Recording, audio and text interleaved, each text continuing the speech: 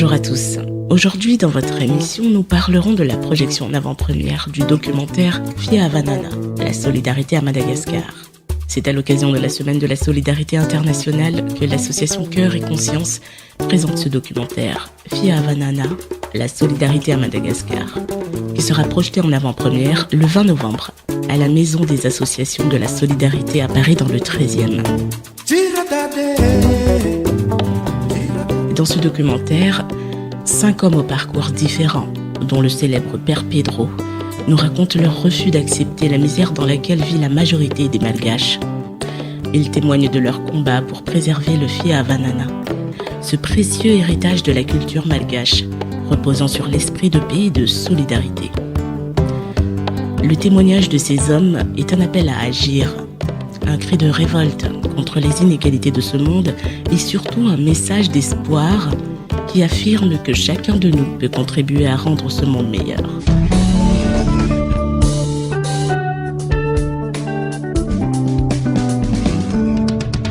Mino Soa et Damien Vernet sont venus au studio pour nous parler de la projection en avant-première du documentaire Fia Vanana, la solidarité à Madagascar.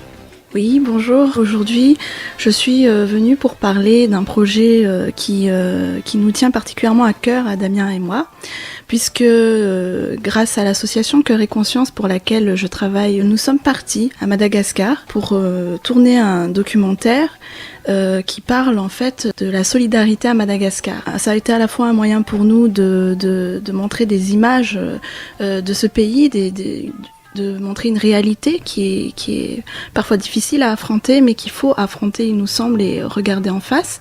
Puis ça a été aussi l'occasion de venir à la rencontre de la population malgache, de les interroger sur leur vie, sur leur existence, et puis de venir à la rencontre de 5 hommes très engagés dans des actions humanitaires, pour montrer que malgré cette situation qui semble insurmontable, il est possible de faire quelque chose et il est possible de changer le monde et de lutter contre cette pauvreté. L'association est née en 2006 ? Tout à fait, oui. Elle est née en 2006. Alors en fait, il y a eu la création de l'antenne à Madagascar, au nord de Madagascar, à Diego Suarez, qui est notre antenne opérationnelle. Et puis la création de notre bureau à Paris, notre siège. En 2007, il y a eu l'antenne à La Réunion aussi, qui s'est créée. Donc à Madagascar, c'est vraiment l'antenne qui s'occupe de monter les projets et qui est en contact permanent avec la population. Quel projet on monte là-bas, à Madagascar et à La Réunion ? Alors à Madagascar, c'est avant tout un soutien aux enfants. Ça a été le premier objectif. Apporter aux enfants la possibilité d'avoir accès à une instruction de qualité et un accès aux soins. Donc ça s'est fait grâce à un réseau de parrainage, et ce réseau de parrainage, il s'est d'abord construit à La Réunion, justement, où Jean-Luc, qui est le président de l'antenne réunionnaise, a su fédérer un grand nombre d'amis de l'association et de Réunionnais, puisque c'est plus proche de Madagascar, donc plus simple finalement d'établir ces relations. Donc à Madagascar, c'est vraiment d'abord autour de l'enfant, puis de plus en plus des actions qui se développent de façon globale, un appui aux parents, surtout depuis qu'il y a eu ces crises à Madagascar.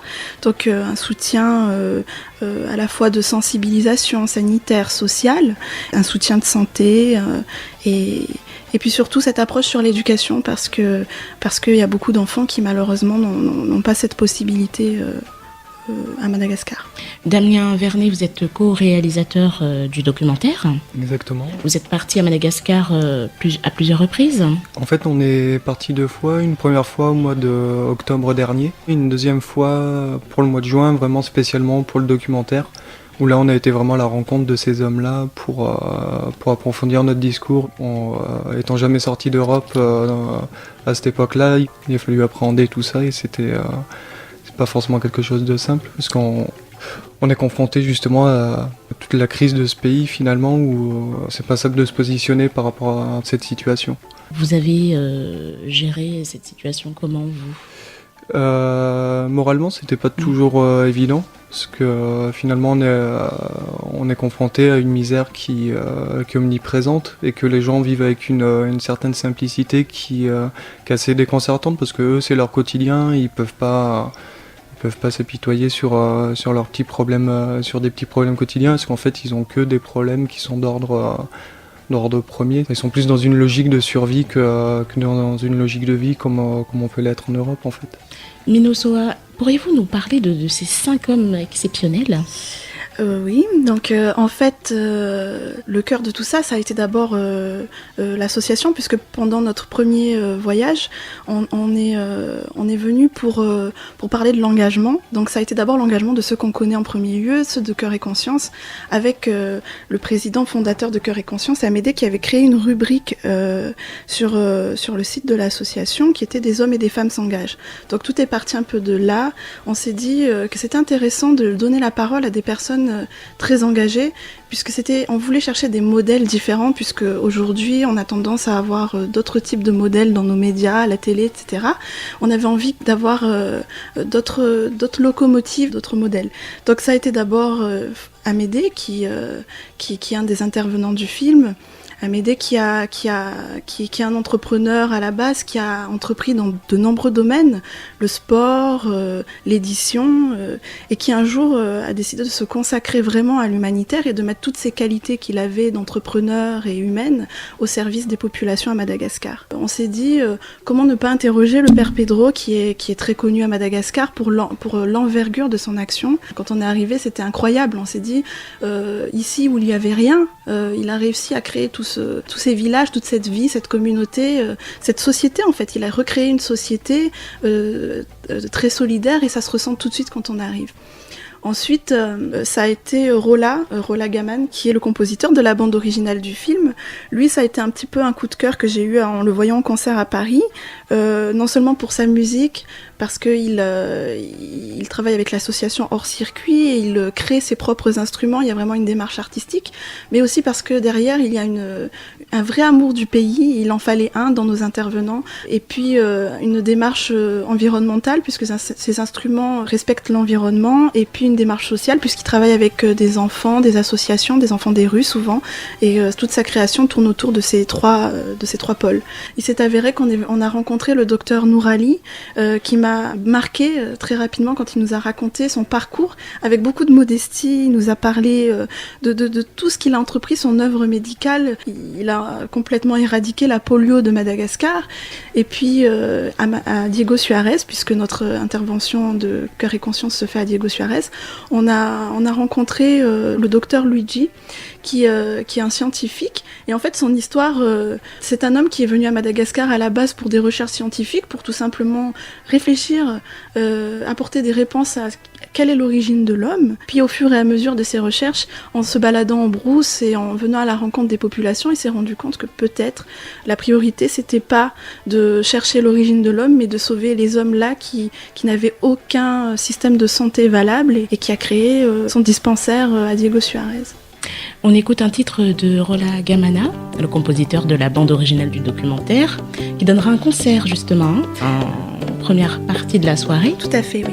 Le 20 novembre, voilà, à Paris. Voilà.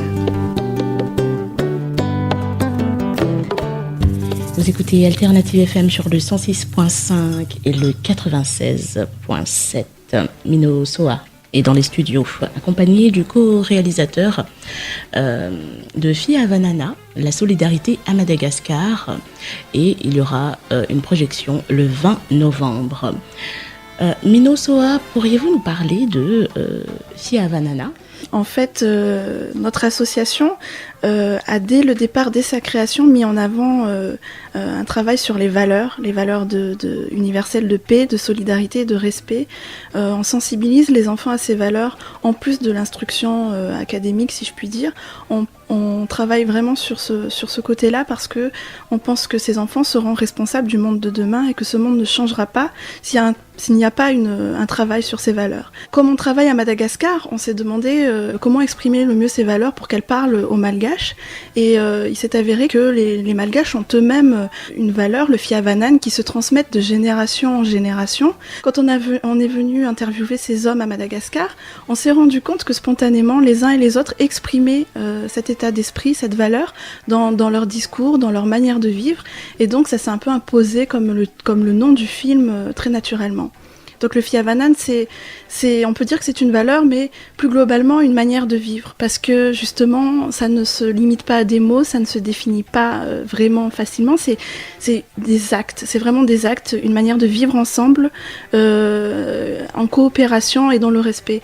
Donc ce respect, c'est un respect par rapport à l'environnement dans lequel on vit, et c'est un respect les uns envers les autres. Qu'est-ce qui vous a donné envie de rejoindre l'association ? Déjà, c'est quelque chose qui, je pense, est là en moi depuis toujours, cette envie de travailler dans le domaine social, de m'impliquer. Je ne voyais pas autrement ma vie professionnelle que dans cette implication.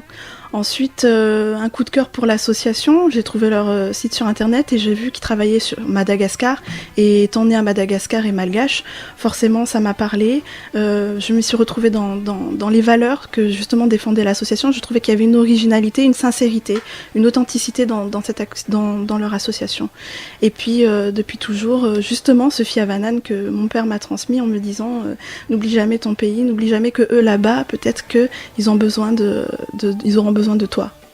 Alors en tout cas, le documentaire, on pourra le voir le 20 novembre à Paris, dans le 13e, c'est ça ?